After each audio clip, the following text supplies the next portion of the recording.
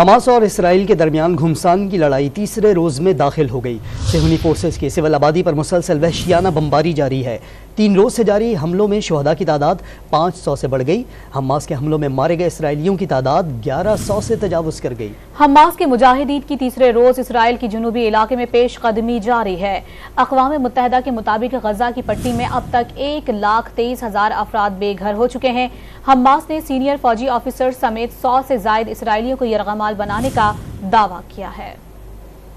Hamas کے حملوں سے بوکھلاہٹ کے بعد اسرائیلی فوج کے سر پر خون سوار ہو گیا۔ غزہ میں اقوام متحدہ کے اسکول پر بم برسا دیے، قریب موجود ایک مسجد بھی شہید ہو گئی۔ فلسطین کی وزارت خارجہ نے اسکول کو نشانہ بنائے جانے کے اس اقدام کو صفاقانہ قرار دیا۔ اسرائیل اور حماس کے درمیان جاری حالیہ کشیدگی کے بعد اس اسکول میں بچوں اور بزرگوں سمیت سینکڑوں شہریوں نے پناہ لی ہوئی تھی۔ اقوام متحدہ نے حملے کی تصدیق کرتے ہوئے کہا کہ اسکول کی عمارت کو شدید نقصان پہنچا ہے، تاہم کوئی جانی نقصان نہیں ہوا۔ 3 روزہ فضائی حملوں میں درجنوں بچوں سمیت شہادتیں 510 تک جا پہنچیں، 2000 سے زائد افراد زخمی بھی ہوئے۔ حماس اور اسرائیل کے درمیان لڑائی شروع ہونے کے بعد سے غزہ کی پٹی میں اب تک 1,23,000 افراد بے گھر ہو چکے ہیں۔ اقوام متحدہ کے مطابق اس کی بڑی وجہ خوف، عدم تحفظ اور گھروں کا تباہ ہونا ہے۔ 73,000 سے زائد افراد نے اسکولوں میں پناہ لے رکھی ہے، جن میں سے کچھ افراد کو ہنگامی شیلٹرز دیے گئے ہیں۔ اسرائیلی فوجیوں نے غزہ کی پٹی کے ارد گرد کے صحرا پر دوبارہ کنٹرول حاصل کرنے اور جنگ زدہ سرحدی علاقے سے لوگوں کو نکالنے کے لیے کارروائیاں کی ہیں، جبکہ